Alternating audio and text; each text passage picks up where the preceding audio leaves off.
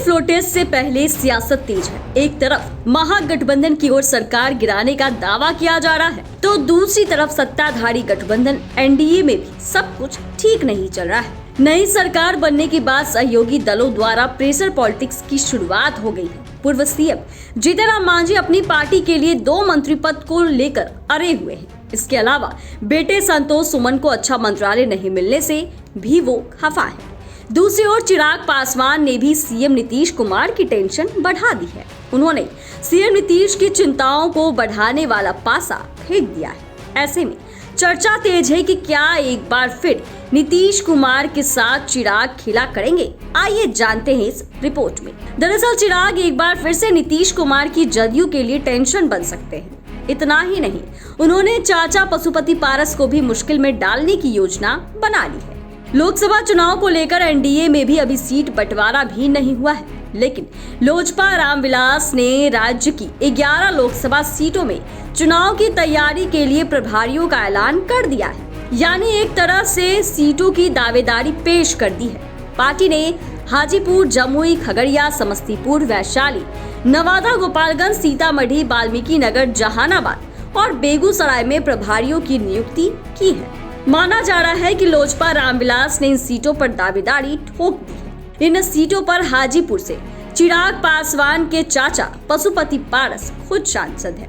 चिराग पासवान जिन 11 सीटों पर प्रभारी बनाए हैं, उनमें 5 लोजपा, पशुपति गुट, 4 जदयू और 1 भाजपा के खाते में है।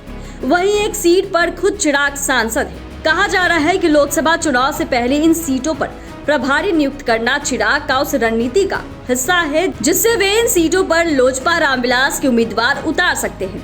राजनीतिक जानकार बताते हैं कि अगर एनडीए के साथ सीट शेयरिंग का फॉर्मूला चिराग का फिट नहीं होता है, तो वे इन सीटों पर अपने उम्मीदवार उतार सकते हैं। इसमें जदयू की 4 सीटें शामिल हैं। माना जा रहा है कि चिराग विधानसभा चुनाव की तरह लोकसभा में भी जदयू के खिलाफ अपने कैंडिडेट उतार सकते हैं। विधानसभा चुनाव में चिराग अपनी ताकत दिखा चुके हैं। ऐसे में सीएम नीतीश कुमार के लिए बड़ा झटका हो सकता है। राजनीतिक गलियारों में सवाल उठने लगे हैं कि क्या चिराग पासवान 2020 की तरह 2024 में भी जदयू को डैमेज करने का काम तो नहीं करेंगे। बता दें कि इस बार बीजेपी अकेले 30 सीटों पर लड़ने और बाकी 10 सीटों में गठबंधन के साथियों को देने का हिसाब किताब सेट किया था। हालांकि नीतीश की वापसी के बाद यह फॉर्मूला गड़बड़ा गया।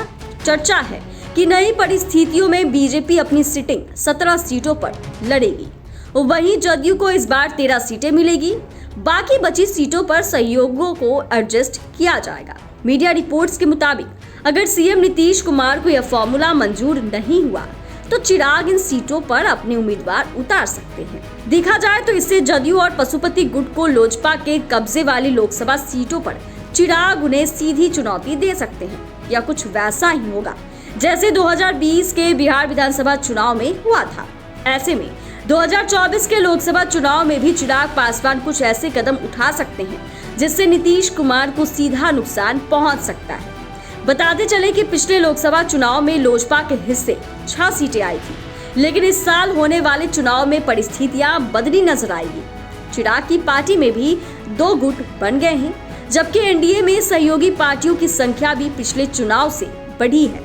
ऐसे में चुनाव के करीब आते आते एनडीए में घमासान तेज हो सकता है। अब ये तो आने वाला समय ही बताएगा कि आगे क्या होता है।